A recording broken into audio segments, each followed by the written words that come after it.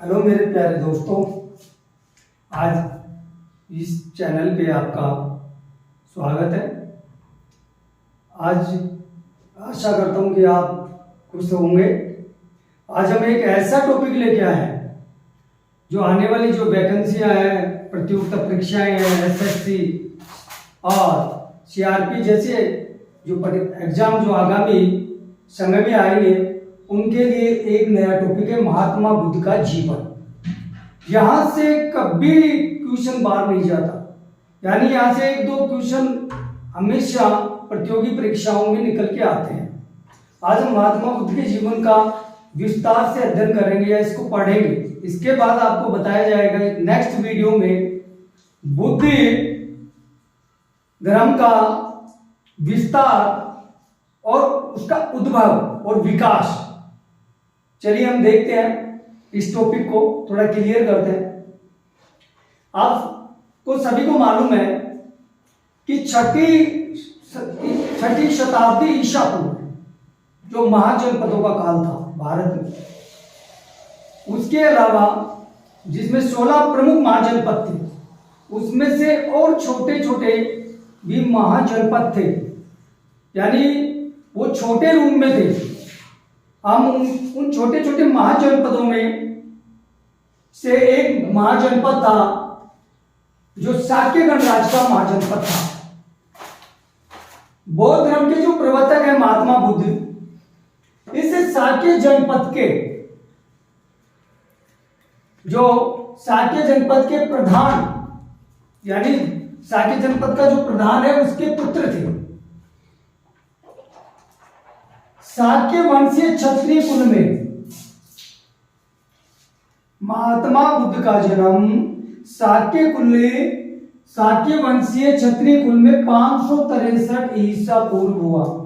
महात्मा बुद्ध का जन्म यह स्थान नेपाल की तराई क्षेत्र कहा है, नेपाल की तराई क्षेत्र यानी उत्तरी बिहार, जहां उत्तरी बिहार का ऊपरी क्षेत्र और नेपाल का जो तराई क्षेत्र है उस स्थान पर है। ये कौन सा? ये आपका वहां एक लुम्बिनी नामक स्थान पर स्थित है जो उत्तरी बिहार में। तो यहां महात्मा बुद्ध का जन्म हुआ।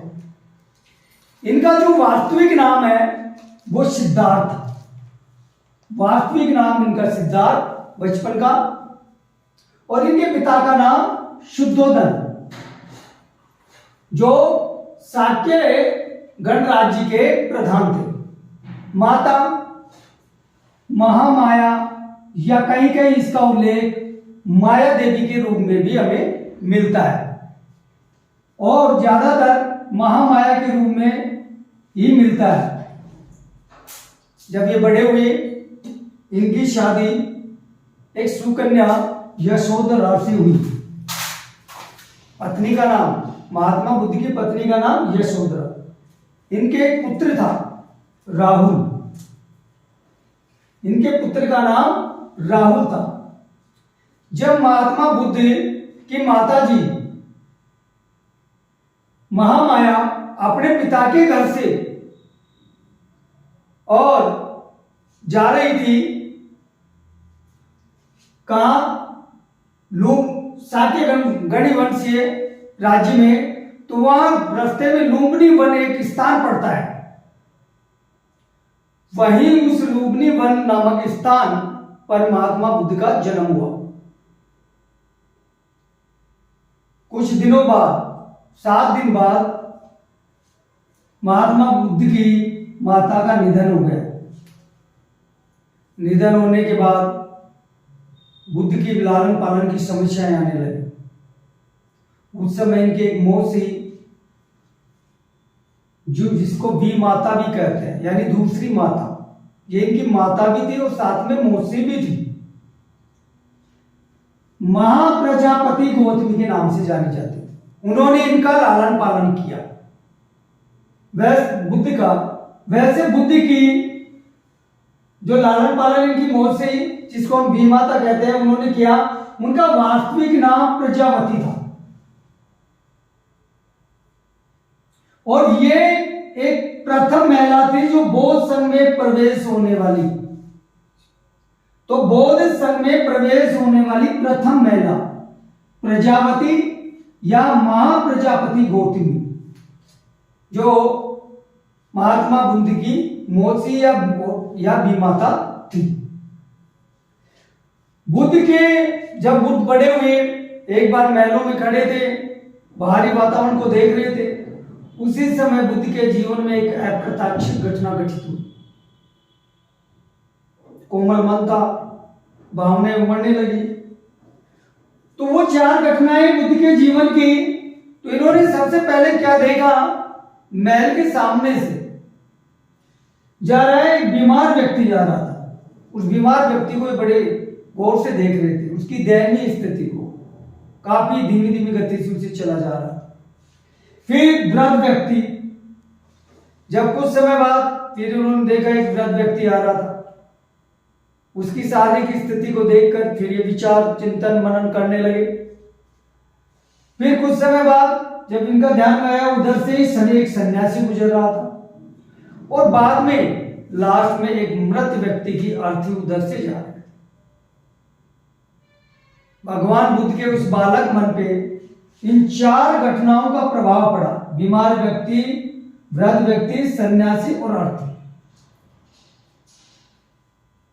मन उनका कोमल था, इस वजह से उनमें भावात्मक परिवर्तन हुआ, और इस संसार से इनको निराशा उनके मन में आने लगी, और ये वास्तविकता को जानने की कोशिश करने लगे कि सच्चाई क्या है जीवन में।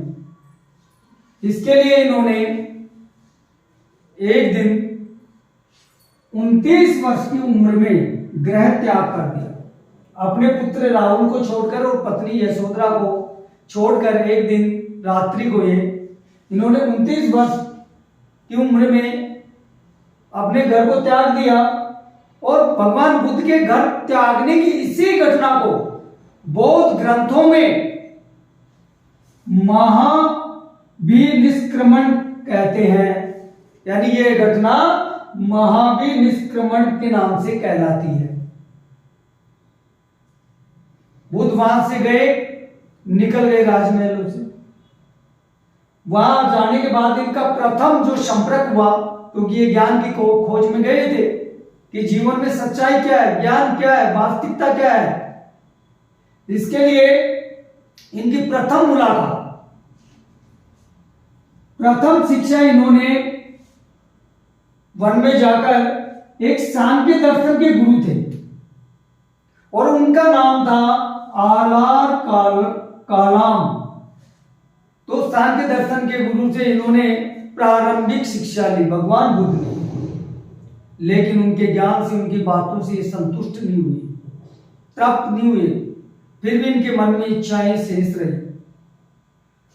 इसके बाद ये जंगल की तरफ चलने लगे।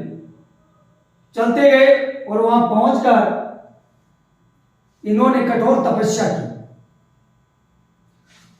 और फिर कठोर तपस्या के परिणाम स्वरूप बुद्ध को ज्ञान की प्राप्ति हुई, और वो ज्ञान की प्राप्ति वैशाख पूर्णिमा की रात हुई। वैशाख पूर्णिमा की रात को कितने वर्ष की उम्र में उन्होंने प्राप्त किया ये ज्ञान? 34 वर्ष की उम्र में या आयु में उन्होंने प्राप्त किया। और वो विभट या पीपल के वृक्ष के नीचे इन्होंने इस ज्ञान को प्राप्त किया, निरंजना नदी के किनारे। यानी निरंजना नदी के किनारे पीपल के वृक्ष, और 34 वर्ष की उम्र में इन्होंने ज्ञान प्राप्त किया। वर्तमान में निरंजना नदी का नाम पुनपुन नदी है, जो पटना के पास बिहार में प्रवाहित होती है। वर्तमान नाम उसका पुनपुन है।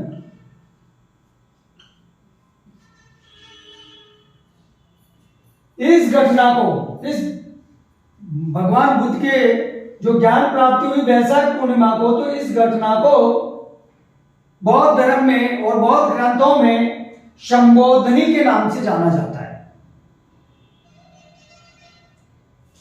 और इसके बाद भगवान बुद्ध को तथागत कहा जाने लगा। इसके बाद भगवान ने वहां से ज्ञान प्राप्त किया और वहां से वो चले लोगों को उपदेश देने के लिए, उनके जीवन से अंधकार मिटाने के लिए। तो बुद्ध ने सर्वप्रथम वो सारनाथ में आए, उत्तर प्रदेश में जो सारनाथ स्थित है वहां है। वहां आने के बाद इन्होंने सबसे पहले उपदेश सारनाथ में दिए। और सारनाथ में जब ये प्रथम उपदेश भगवान बुद्ध ने दिए तो यह घटना धर्म चक्र प्रवर्तन के नाम से कहलाती है। यानी प्रथम उपदेश भगवान बुद्ध का सारनाथ में दिया गया। नेक्स्ट आता है कि बुद्ध ने सर्वाधिक उपदेश दिए। तो बुद्ध ने सर्वाधिक उपदेश कौशल की राजधानी श्रावस्ती में दिए। सर्वाधिक उपदेश कौशल उस समय का जो गणराज्य था, महाजनपद, तो उसकी राजधानी श्रावस्ती में दिए। उसी समय इनकी जो प्रथम शिष्या वो आम्रपाली एक नर्तांगना थी। तो इनकी प्रथम शिष्या आम्रपाली थी जो नर्तांगना थी। और तथा प्रथम डाकू शिष्य अंगुलीमाल था। यह क्वेश्चन कई बार पूछा भी जा चुका है कि उनका जो शिष्य है डाकू कौन था। अंगुलीमाल इनका प्रथम डाकू शिष्य था, जबकि इनकी प्रथम शिष्या आम्रपाली थी जो कि नर्तांगना थी। वो गौतम बुद्ध द्वारा भिक्षुणी संघ की स्थापना यही वैशाली में की गई। यानी भिक्षुणी संघ की जो स्थापना भगवान बुद्ध ने की वो वैशाली में की। बुद्ध का जो अंतिम बार उपदेश कुशीनगर में दिया गया। अंतिम उपदेश भगवान बुद्ध ने कुशीनगर में दिया और अंत में 80 वर्ष की आयु में 483 ईसा पूर्व गोरखपुर के समीप इसी कुशीनगर में जहां इन्होंने अंतिम उपदेश दिया था, इसी कुशीनगर में अपने शरीर को इन्होंने त्याग दिया। इस घटना को महापरिनिर्वाण के नाम से जाना जाता है। आगे देखिए, कौशल के राजा प्रसेनजित तथा मगध के राजा जो हेयक वंश से संबंधित थे बिंबिसार, वह अजात शत्रु ने बौद्ध धर्म को स्वीकार किया। बुद्ध के उपदेशों की भाषा बड़ी इंपॉर्टेंट जानकारी है। तो बुद्ध के उपदेशों की भाषा प्राकृतक और तथा बौद्ध ग्रंथों की भाषा पाली थी। प्यारे मित्रों, हमने भगवान बुद्ध के जीवन से संबंधित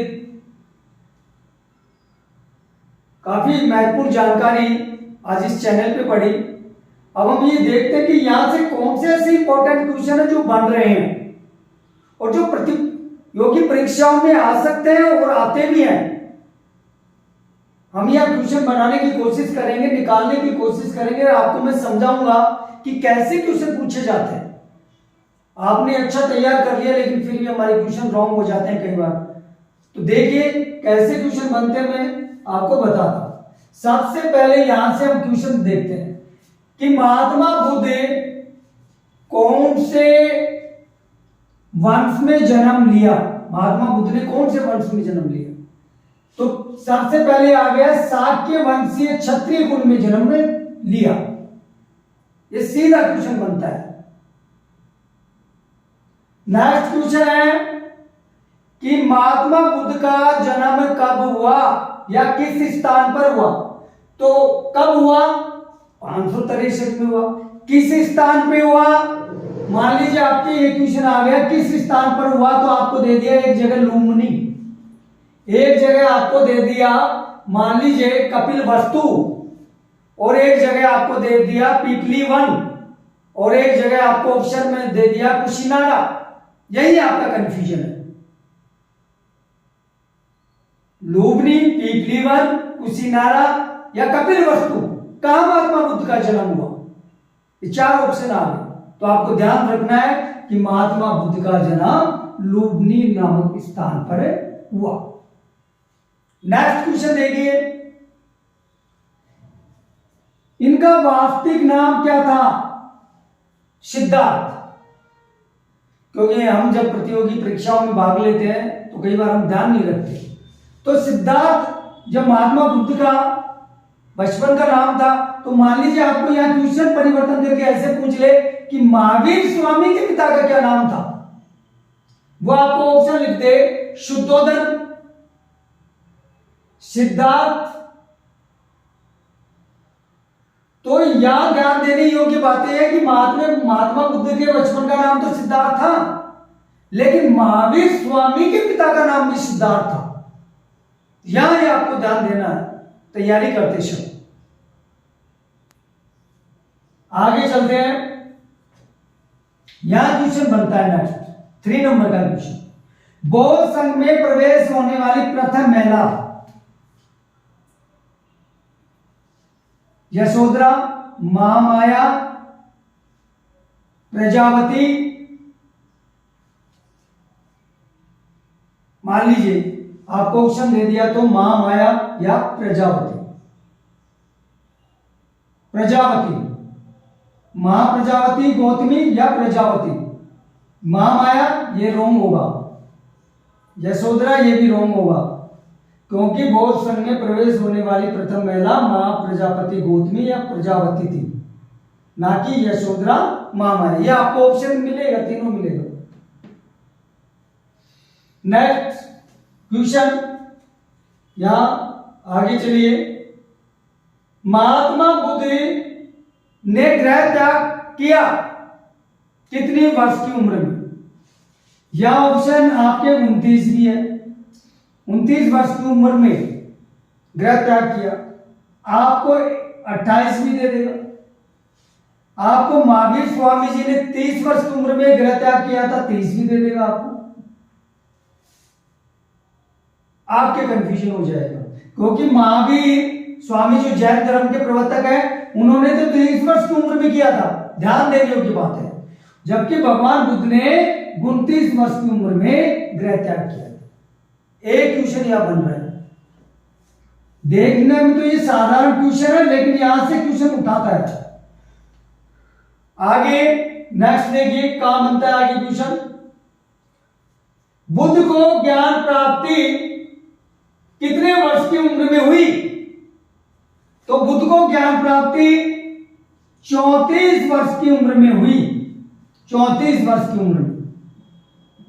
जबकि यह बुद्ध को प्राप्त हुई है 34 वर्ष की उम्र में, बुद्ध को ज्ञान प्राप्ति हुई। जबकि महावीर स्वामी को 42 वर्ष की उम्र में प्राप्त हुआ था।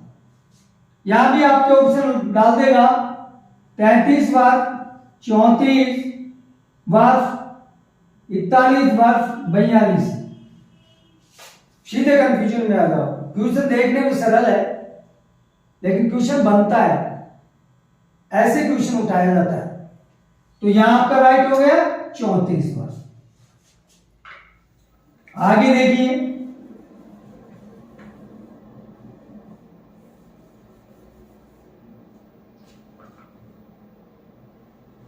बुद्ध ने प्रथम उपदेश दिया, इंपॉर्टेंट क्वेश्चन है, सारनाथ, कुशीनारा,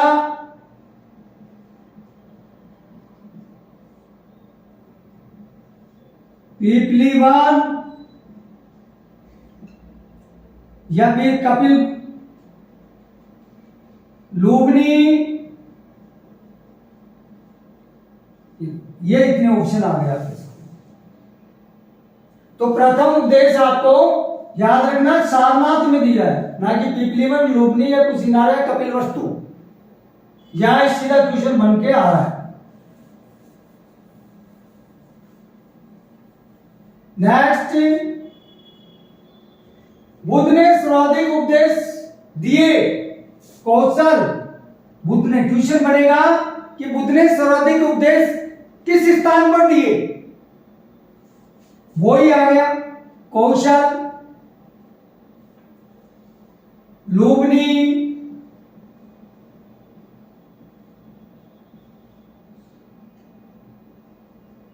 मलदेश,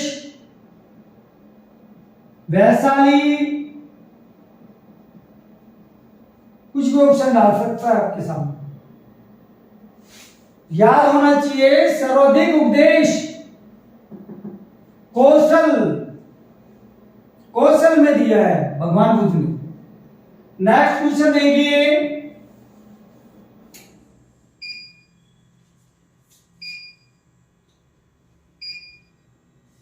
इनके प्रथम एक अंगुलीमाल किसके शिष्य थे?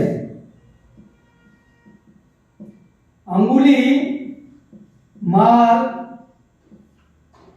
किसके शिष्य थे?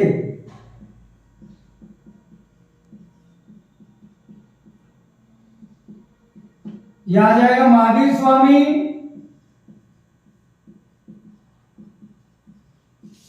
गौतम बुद्ध,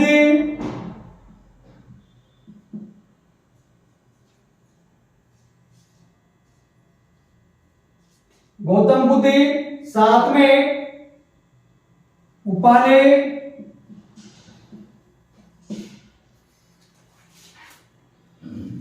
तो ध्यान रखना अंगुलीमाल महावीर स्वामी के शिष्य नहीं थे, ये गौतम बुद्ध के शिष्य थे। यह आपको ध्यान रखना है।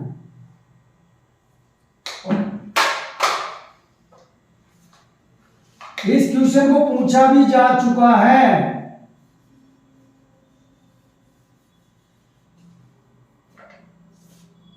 आगे देखो,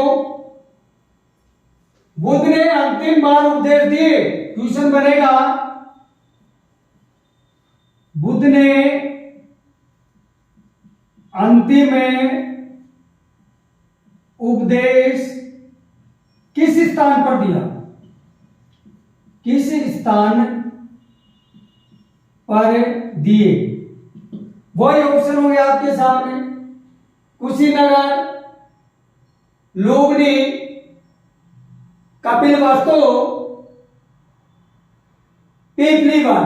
तो ध्यान रखना बुद्ध ने अंतिम उपदेश किस स्थान पर दिए? कुशीनगर में, कुशीनगर में। और कुशीनगर में इनकी मृत्यु हुई है। इन्होंने 483 में अपने शरीर को त्याग दिया था। लास्ट क्वेश्चन यहां से बनता है, मगध के कौन से राजा ने बौद्ध धर्म को सर्वप्रथम स्वीकार किया? मगध के किस राजा ने? या इसको ऐसे भी पूछा जाता है, अयक वंश के किस राजा ने सर्वप्रथम बौद्ध धर्म को स्वीकार किया? तो उसको प्रथम राजा पूछ रहा है, तो उसका नाम है बिंबिसार। सेकंड है अजातशत्रु। ध्यान रखना फर्स्ट कौन है मगध का राजा? बिंबिसार। ऐसा राजा जिसने सर्वप्रथम बौद्ध धर्म को स्वीकार किया। और सबसे इंपॉर्टेंट क्वेश्चन लास्ट, बड़ा इंपॉर्टेंट क्वेश्चन, बुद्ध के उपदेशों की भाषा। क्या पूछ रहा है आपसे? उपदेशों की भाषा, गौर से देखना है। और बौद्ध ग्रंथों की भाषा, या दो क्वेश्चन है, जल्दी जल्दी में हमें याद नहीं होता या याद नहीं रहता हमारे। तो बौद्ध ग्रंथों की भाषा पूछे, भाषा केवल भाषा पूछे तो पाली, क्योंकि बौद्ध ग्रंथ किस में लिखे गए हैं? पाली भाषा में। और यदि बुद्ध के उपदेशों की भाषा पूछे तो प्राप्तकर्ता। बड़ा इंपॉर्टेंट क्वेश्चन है। इसी के साथ मैं नए टॉपिक के साथ आपके सामने नेक्स्ट डे जाऊंगा। Thank you.